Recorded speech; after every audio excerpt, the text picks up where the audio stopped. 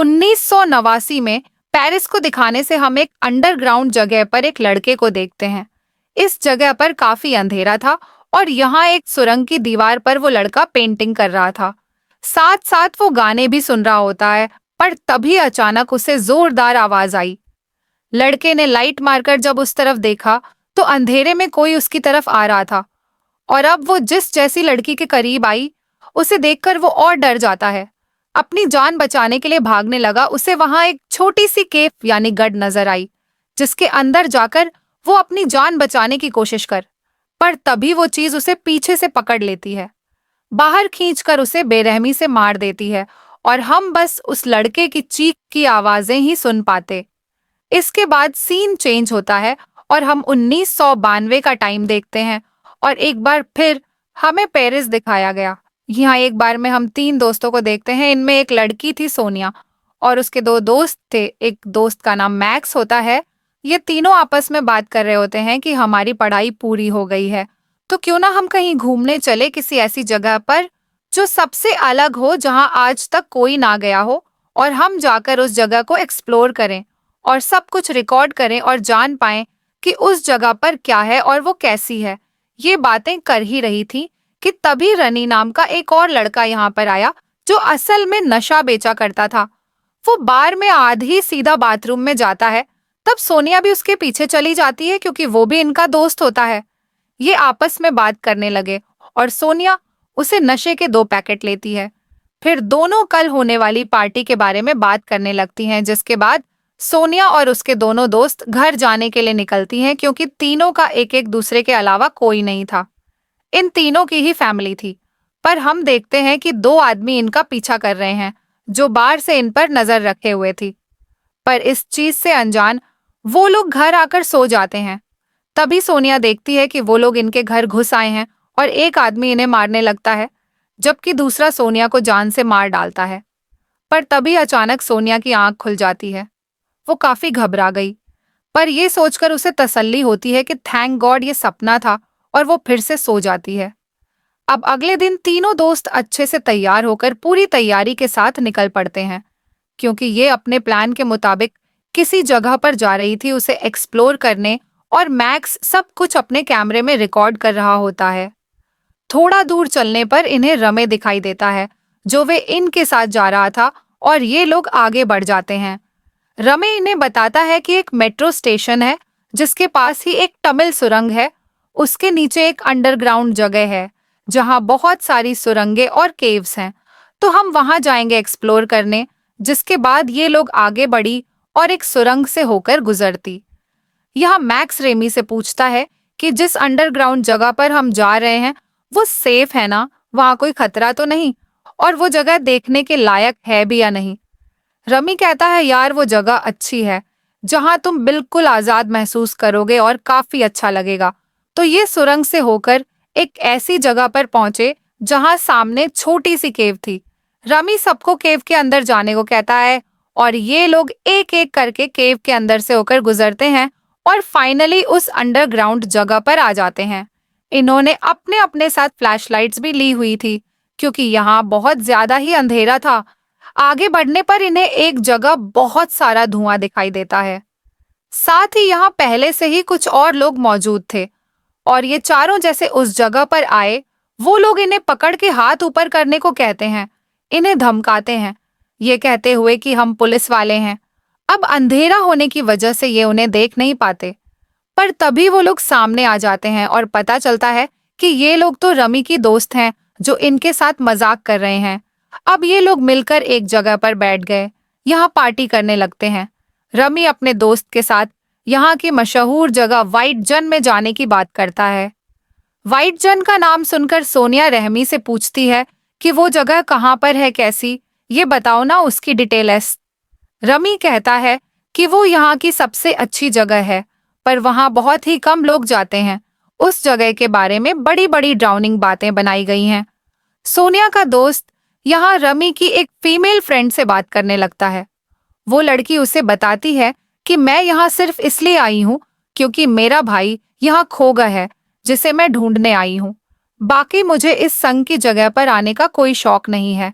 तब सोनिया का दोस्त भी उसे अपने बारे में बताता है कि मैं भी अपने मॉम डैड के साथ नहीं रहता और मेरी फैमिली सोनिया और मैक्सी। अब सोनिया इन दोनों को बात करते हुए देख खुश हुई, इनकी वीडियो बनाने लगती, जिसके बाद ये चारों लोग आगे की जगह को एक्सप्लोर करने के लिए निकल जाते हैं। अब रमी के पास एक नक्शा था जिसे देखकर ये लोग आगे बढ़ रहे हैं। नक्शा देखकर रमी इन्हें बताता है कि हम पेरिस की सबसे बड़ी बड़ी बिल्डिंग्स के नीचे हैं। अब जब ये लोग आगे बढ़े तो इन्हें कुछ लोगों की आवाजें आने लगी, जो सुनकर ये चुप हो जाते हैं। जिन लोगों की आवाजें थी उनमें से एक बार आकर वहां टॉयलेट करने लगता है। ये देखकर उन चारों को बहुत बुरा लगा और वो उस आदमी को धक्का मारकर भाग जाते हैं, पर वो लोग इन चारों का पीछा करने लगे और आखिरकार इन्हें पकड़ लिया जाता है। ये एक गैंगस्टर्स का ग्रुप था, जो लोग काफी खतरनाक थी। वो इन चारों के साथ काफी बुरा सलूक करने लगी। इनका हेड सोनिया के पास आकर उसे बालों से पकड़कर मारने लगता है। फिर वो सोनिया को छोड़कर तीनों के पास आकर उन्हें मारने लगता है, पर सोनिया गन लेकर उन लोगों पर तान देती है। वो पिनहेड के कान पर गोली मार देती है, जिससे सारे लोग काफी घबरा जाते हैं। गन पॉइंट पर सोनिया फिर अपने दोस्तों को लेकर यहाँ से आगे भाग जाती है। इससे चारों काफी घबरा गए। मुसीबत की बात तो ये थी कि वो बुरी तरह यहाँ पर अपना रास्ता भटक गए थे, इसलिए बाहर जाने का रास्ता ढूंढने लगते हैं। ये लोग एक ऐसी जगह पर आ पहुंचते हैं जहां बहुत सारा पानी खड़ा हुआ था।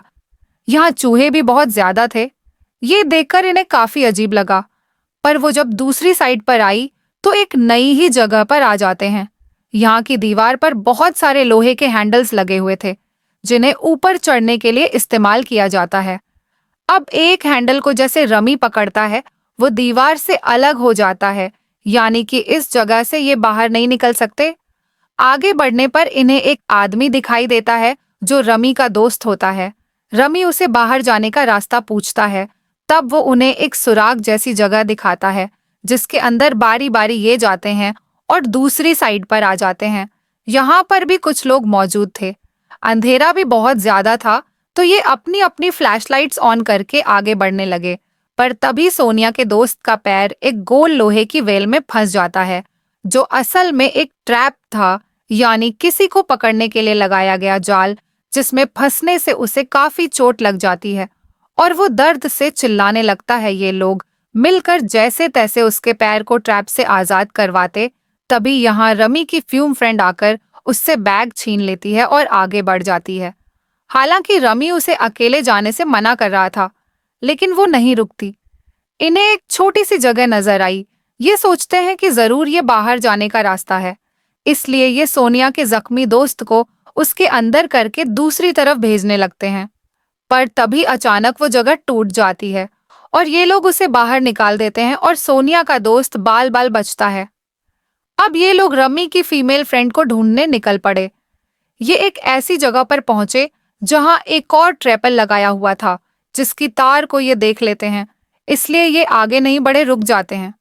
पर तभी इन्हें अपने पीछे से जोरदार डाउनी आवाजें आने लगी, इसीलिए वो बिना तार से पैर को टच किए आगे बढ़ जाते हैं। मगर जो भी चीज इनके पीछे थी, उसकी आवाजें काफी तेज होती जा रही थीं। सबसे आखिर में मैक्स बचा था, जो इन सब चीजों की वीडियो रिकॉर्ड कर रहा था। अब वो चीज आखिर यहाँ पर आ ही जाती है, जो दरअसल एक वल्फ भेड़िया था, जिसे कैमरा के जरिए मैक्स तो देख लेता है, पर बाकी लोग नहीं देख पाते। और अब मैक्स भी इनके पास पहुंच गया और ये लोग उस सुरंग से आगे बढ़ जाते हैं। सब लोग मैक्स को कहते हैं कि हमें भी वो वीडियो दिखाओ जो तुमने रिकॉर्ड की, ताकि हम भी तो देखें कि हमारे पीछे आखिर क्या था, जिसकी आवाज इतनी डाउनी थी। लेकिन नेक्स उस वल्फ की वजह से इतना डर गया था कि वो इनसे झूठ बोल देते कि मैंने कोई वीडियो नहीं बनाई। घबराहट के आलम में वो सिगरेट पीने लगा, जबकि बाकी तीनों नक्शे को देखकर आपस में बातें करने लगते हैं। तभी मैक्स की नजर दीवार पर लगे एक नीम प्लेट पर जाती है। वो काफी दंग रह जाता है और उन तीनों को बताता है, जानते हो हम कहाँ हैं इस टाइम? हम लोग वाइट एरिया में हैं, यानी वाइट जन में। इन्हें पता चलता है कि ये जगह जर्मन का बनाया हुआ बंकर है। इन्हीं दूसरी जंग में वो लोग इस अंडरग्राउंड जगह पर छुपा करती थे। तो ये लोग इस बात से खुश हो जाते हैं कि फिर तो जरूर यहाँ से बाहर जाने का रास्ता भी होगा। अब मैक्स एग्जिट यानी बाहर जाने का रास्ता खोजने आगे बढ़ा और ये लोग उसके पीछे पीछे चल देते हैं। ये एक रूम के पास आ गई जिसके अंदर जाकर ये लाइट्स ऑन करते हैं और यहाँ की हर एक चीज चेक करने लगती हैं। यहाँ दरअसल दूसरी जंग का सामान आज भी पड़ा हुआ था जो बिल्कुल वैसा का वैसा ही था। तभी इन्हें किसी के आने की आहट महसूस हुई। ये जब चचेर करते हैं तो इनके होश उड़ जाते हैं क्योंकि वहां रमी की दोस्त थी जिसकी हालत बहुत खराब थी क्योंकि उसका एक हाथ कट चुका था और चेहरा खून से लटपट था। वो पूरी जख्मी थी। देखने से लग रहा था जैसे उस पर किसी ने बेरहमी से हमला किया है। जो चीज जाहिर है और कुछ नहीं बल्कि वो वल्फ होगा। वो रो रही थी, इनसे मदद मांग रही थी, पर अब अचानक भेड़िया फिर से आकर उस पर हमला कर देता है।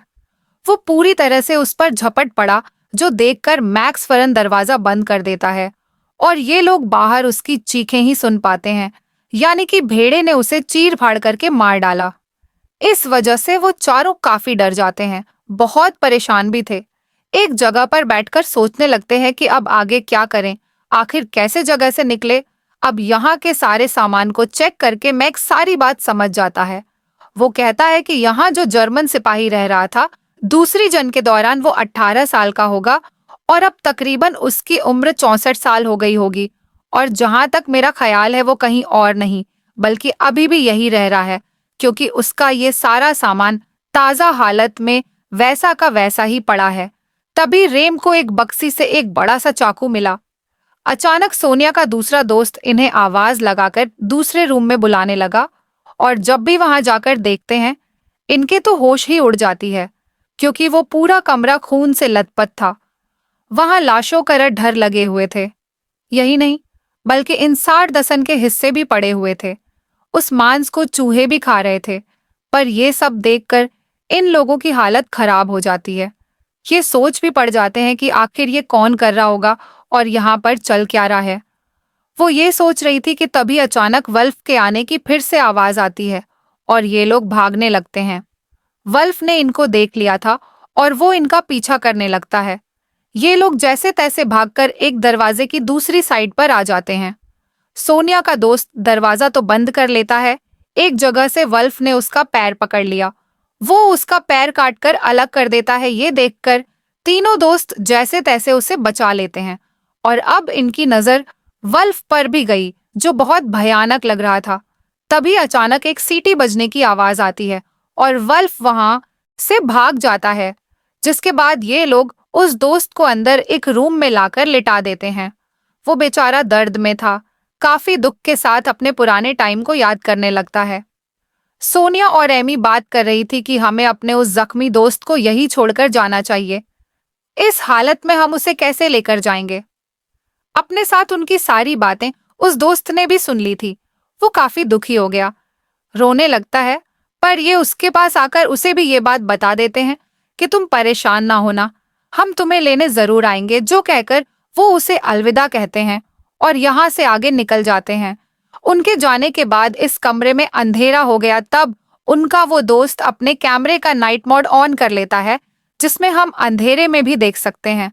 कैमरा ऑन होते ही हम वहां एक भूत को देखते हैं जिसने जर्मन आर्मी का यूनिफॉर्म पहना हुआ था, यानी कि ये एक सिपाही का भूत था और वो सोनिया के दोस्त पर हमला करके उसे मार देता है। वो दिनों जब जा रही थी तो तभी वो जर्मन सोल्जर का भूत उनके सामने आ जाता है।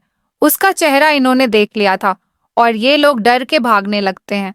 पर अब वो जर्मन भूत भी इनका पीछा करने लगता है, लेकिन तभी अचानक इनका ध्यान नहीं रहता और रमी का पैर उस तार वाले ट्रैप से टकरा जाता है जिसमें फंसकर वो लास्ट हो गया, यानी कि फट जाता है और उसकी बुरी तरह मौत हो जाती है। सोनिया और मैक्स जो जिंदा बच के थे काफी घबरा जाते हैं कि हम 4 में से बस 2 ही रह गए हैं। ये लोग अब उस सुराख जैसी जगह के पास जाते हैं जहां से ये इस तरफ आए थे। ये देखकर काफी डर जाते हैं कि वो जगह तो बंद कर दी गई है। ये बम फेंककर उस होल को खोलने की कोशिश करते हैं, मगर इनका बॉम्ब उस जगह पर ब्लास्ट ही नहीं होता और अचानक सोल्जर का भूत भी इनके पास आ गया। उसे देखकर मैक्स उसे लड़ने लगा, मारने की कोशिश करता है, लेकिन वो बहुत ही मैक्स को मार डालता है। तभी बॉम्ब भी फट गया और होल खुल जाता है। तब उसके अंदर जाकर सोनिया दूसरी तरफ चली जाती है। वहां आकर सोनिया बहुत सारी लाशों को देखती है। डरी तो वो पहले भी हुई थी, लेकिन अब उसकी हालत और खराब हो जाती है। लेकिन जैसी तैसी खुद को संभालते वो आगे बढ़ गई और भूत भी उसके पीछे आने लगता है। तभी सोनिया को वो गैंग वाले लोग पकड़ लेते हैं जिन्होंने पहले भी इन्हें पकड़ लिया था। पर तभी यहाँ वो भूत भी आ जाता है। उसे देखकर गैंगस्टर्स सोनिया को छोड़ देते हैं और वो यहाँ से भाग जाते। तभी वह बहुत इनके सामने आने लगा। उसे देखकर ये लोग समझते हैं कि शायद ये कोई ऑफिसर है, इसलिए वो उसे सल्यूट करते हैं। पर तभी वो भूत इनके पास आकर एक एक झटके में इन सबको मार डालता है। सोनिया भागती हुए उस जगह पहुंच जाती है जहां लोहे के हैंड लगे हुए थे। ऊपर चढ़ने के लिए सोनिया अब टाइम गवाए बगैर ऊपर चढ़ने लगी। पर तभी अब वो बहुत भी आ गया। वो उसका पैर पकड़ के उसे नीचे खींच लेता है, जिसके बाद उसका गला दबाने लगता है। पर सोनिया नीचे पड़े हुए हैंडल की मदद से भूत पर हमला कर देती है, जिससे वो जख्मी होकर नीचे गिर गया। सोनिया को उसने जैसे ही छोड़ा, वो उसे टांगों से मार मार कर कमजोर कर देती है, जिसके बाद उन हैंडल्स की मदद से ऊपर चढ़ने लगती है। जैसे ही वो कुछ ऊपर आई, वो देखती है कि यही एग्जिट है, पर अफसोस वो जगह नहे की ग्रीन से बंद होती है। बिल्कुल ऊपर आकर सोनिया मदद के लिए आवाज लगाती है, पर अफसोस किसी को भी उसकी आवाज सुनाई नहीं देती। यहाँ उसकी भी किस्मत साथ नहीं देती, क्योंकि तभी नीचे से सिपाही का बोत उसका पैर पकड़ के नीचे खींच लेता है और उसकी भी जान ले लेता है, और हम बस उसकी चीख की आवाजें ही सुन पाते हैं। तो हमें बताया जाता है कि उन तीनों दोस्तों को क्या पता था कि वहां जाने के बाद कभी लौट के हम वापस नहीं आएंगे, हमारी मौत हो जाएगी। अब उन्होंने एंजॉय करना ही था तो कहीं और चले जाते। उन्हें इस जगह के बारे में कुछ भी पता नहीं था और वो यहाँ एक्सप्लोर करने आ गई, जो इनकी सबसे बड़ी गलती थी और इनकी जान लेने की वजह बनी। तो ऐसे किसी भी चीज के बारे में जब तक आपको पता नहीं होता, वो काम नहीं करना चाहिए। अब करे बात उस सोल्जर की, वो दूसरी जन्म में वहीं बस गया होगा और बाहर निकलने का रास्ता उसे नहीं मिला, तो यहीं रह रहकर उसकी मौत हो गई और फिर वह बन गया एक भूत जो यहाँ आए लोगों पर हमला करता है और उन्हें खाकर ही अपनी भूख मिटाता है। और बस इसी भयानक एंडिंग के साथ ही यह कहानी इधर ही खत्म हो जाती है।